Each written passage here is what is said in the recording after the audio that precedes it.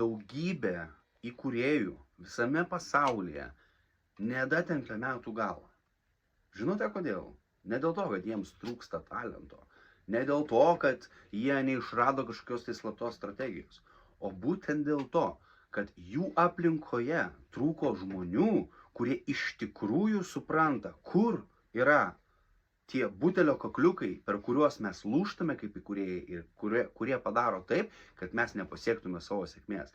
Žmonės aplinkui tave, tavo mentoriai, mokytojai, draugai, mokiniai, tai yra visas tavo gyvenimo mechanizmas, kuriame tu operuoji. Ir jeigu ta aplinka nėra suformuluota tinkamai, tavo sėkmė yra to įtakojama.